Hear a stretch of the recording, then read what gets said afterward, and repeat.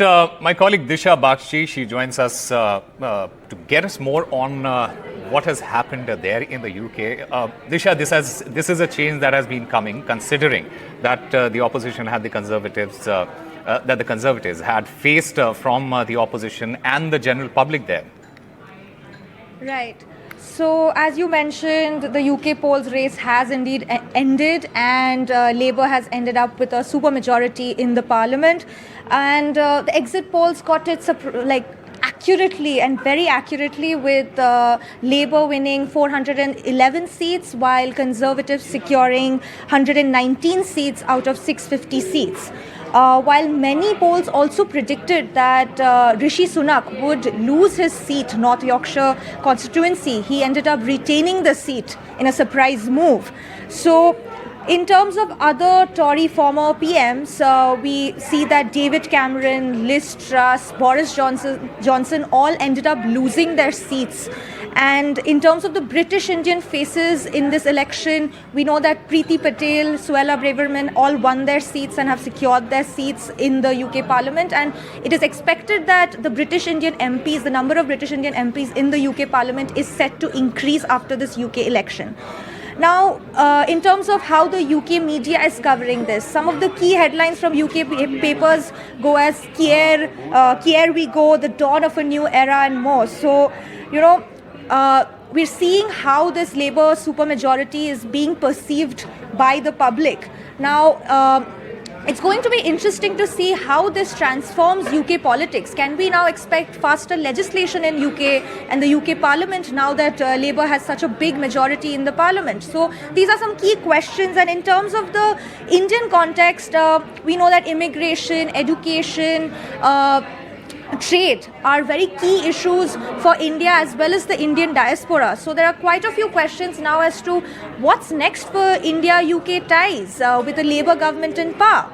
And just to add, UK is actually now an outlier in Europe with a left government in power, while Europe has seen a rise in far-right groups in the ongoing elections in France, in Italy, and in the European Union polls. So UK is indeed now an outlier with a Labour government in power.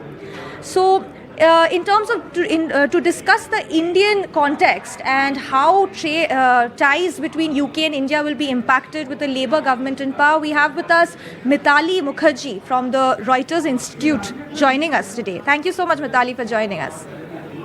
Pleasure to be here. So my first question to you is, now that we have a Labour government in power and we're seeing an Indian origin PM heading out, what's next for UK-India ties? Especially, let's look at trade first.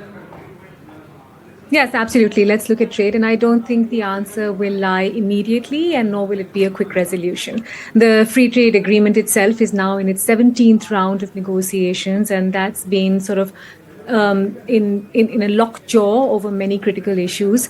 The free trade agreement looks at sectors like security, defense, IT, education is something you mentioned, but it hasn't been easy sailing, as the 17 rounds indicate.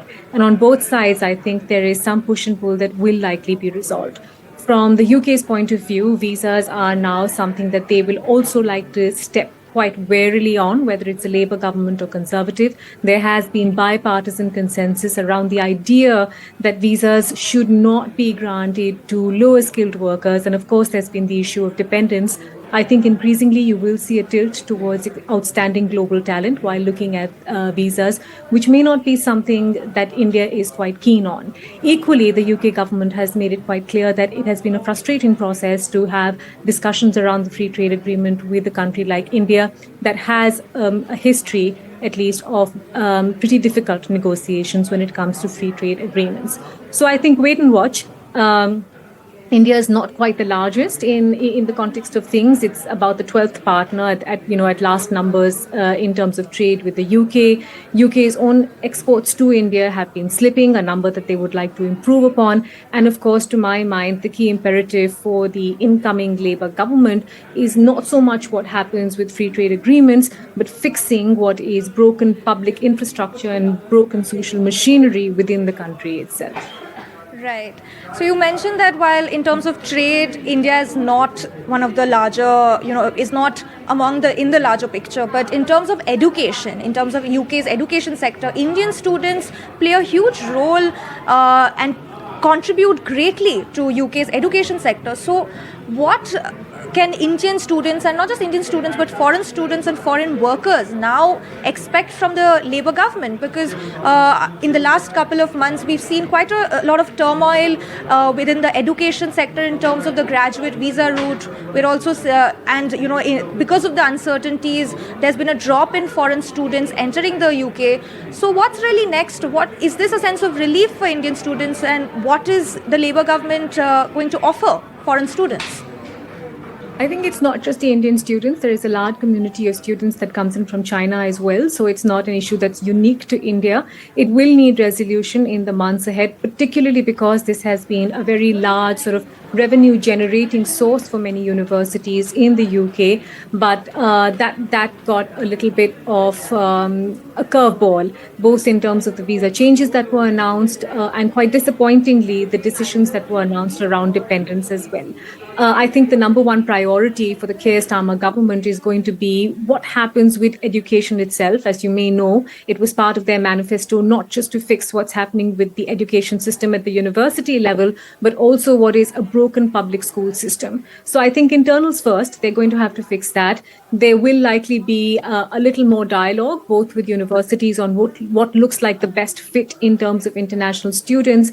But as I said, I think there will still be caution while approaching the visa issues. It's not something where there is a huge divergence of views between the Labour government and the Conservative government. So there still will be quite a bit of stress in terms of really refining the process of who's coming into the country and for what period and at what cost. Right. Well, thank you so much, Mitali Mukherjee, for joining us at NDTV.